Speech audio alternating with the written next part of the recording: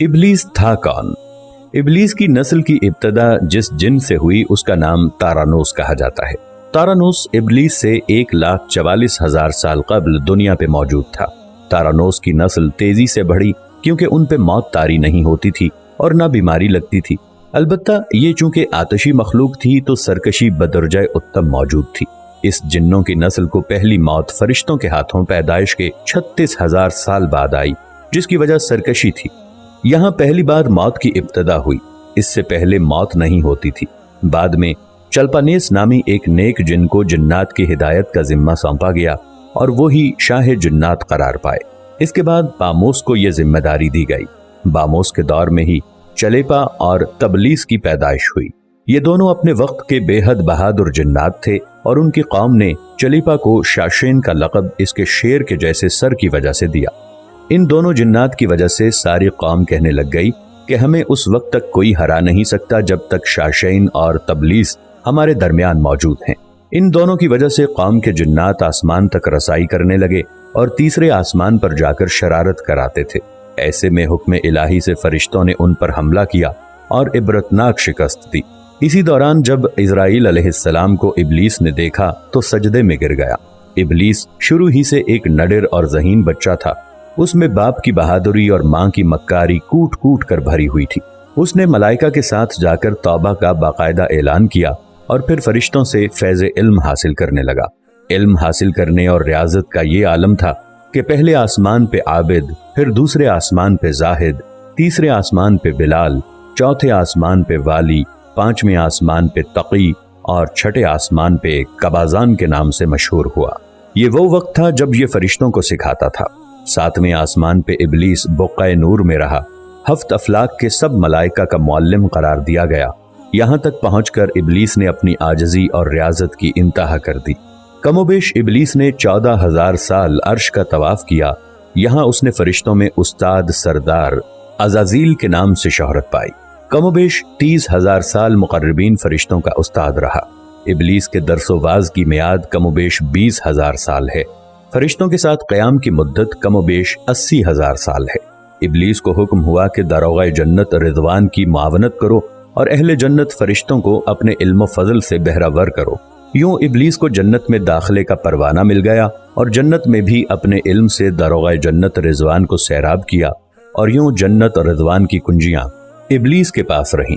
रिवायत के मुताबिक इब्लीस 40,000 साल तक ये फर्ज खजानची अंजाम देता रहा। यही वो मकाम आला तरीन जन्नत रिज़वान ही था जहां इब्लीस ने पहली बार बादशाहत के ख्वाब देखने शुरू किए।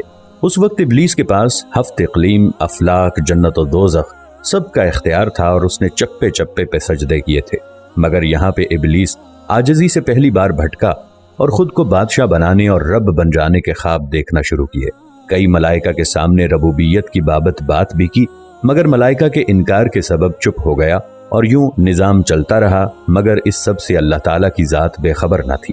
फिर आदम अलैहिस्सलाम की तख्लीक का मरहला आया जिसके कुरान मजीद में वाक़यात बयान हुए हैं। इब्लीस आदम अलैहिस्सलाम को जुज़ जुज़ मरहलावार मुख्तलिफ अक़साम की मट्टी से तख्लीक होता देखता रहा और चुप रहा। मगर जैसे ही उसे ये मालूम हुआ कि ये आदम अलैहिस्सलाम अल्लाह ताला के नायब हैं तो उसने वावेला किया, इबादत और इताअत का वास्ता दिया। फिर तंज किया कि मुझ जितनी इबादत किसने की, और आदम अलैहिस्सलाम को सजदा करने से इनकारी हो गया। तब अल्लाह ताला ने कहा, निकल जा शैतान मरदूद। लानती करार पाने के बाद इब्लीस ने अपनी इबादत और रियाजत का रब्बे करीम से एवज मांगा, जिस पर अल्लाह ताला ने इब्लीस को एक वक्त मालूम तक मोहलत फराहम की, जिस पर इब्लीस ने औलाद आदम को सिराते मुस्तकीम से भटका कर अपना पैरोकार बनाने का दावा किया, जिस पर रब्बे करीम ने फरमाया कि जो मुत्तकी और परहेजगार होंगे तो उनको गुमराह तू नहीं कर पाएगा। इब्लीस के इस लानती काम में उसके 5 साथी हैं। नंबर 1, सब्र। इसके इख्तियार में मुसीबतों का कारोबार है, जिसमें लोग हाय वावेला करते हैं, गिरेबान फाड़ते हैं, मुंह पे तमाचे मारते हैं और जाहिलियत के नारे लगाते हैं। नंबर 2, और ये लोगों को बदी का मुर्तकब करता है और बदी को लोगों पे अच्छा और पसंदीदा करके दिखाता है। नंबर 3, मसव्वत। ये किज़्ब, झूठ और दरोग पे मामूर है, जिसे लोग कान लगाकर सुने। ये इंसानों की शक्ल अपनाकर उनसे मिलता है और उन्हें फसाद बर्पा करने की झूठी खबरें सुनाता है। नंबर 4, दासम। یہ آدمی کے ساتھ گھر میں داخل ہوتا ہے اور گھر والوں کے عیب دکھاتا ہے اور آدمی کو گھر والوں پہ غضبناک کرتا ہے۔ نمبر 5 ذکنیور، یہ بازاروں کا مختار ہے، بازاروں میں آ کر یہ بددیانتی کے جھنڈے گاڑتا ہے، بازاروں میں برائیوں اور فحاشی پہ ورغلاتا ہے۔ ابلیس کا آدم علیہ السلام کو سجدے سے انکار کا جزیہ حسد تھا کہ جس نے اسے مجبور کیا کہ میری جگہ آدم یعنی خاک کو کیوں ملی۔ یہ اس کا جزیہ تکبر اور غرور تھا کہ میں اعلیٰ ہوں، اور اس ایک سجدے کے انکار کی بات نہیں تھی، بات اطاعت سے سرکشی کی تھی، شرک کی تھی۔ ابلیس نے دل میں خود کو رب مان لیا تھا۔ اسی شرک عظیم کی بدولت ابلیس تا قیامت رسوا و لعنتی ٹھہرا اور اولاد آدم کو بھٹکانے کے لیے آزاد قرار پایا۔ حاصل نتیجہ یہ ٹھہرا کہ رب کریم کو انسان کی عبادات، عاجزی، علم و دانش سے کچھ غرض نہیں ہے۔ رب کریم صرف دیکھتا ہے کہ دل میں اطاعت و فرما برداری کتنی ہے۔ اسی بنیاد پر تقوی اور پرہیزگاری کے درجے قرار پاتے ہیں۔ اللہ کریم ہمیں اپنی نیت کو درست رکھنے کی توفیق عطا فرمائے، آمین یا رب العالمین۔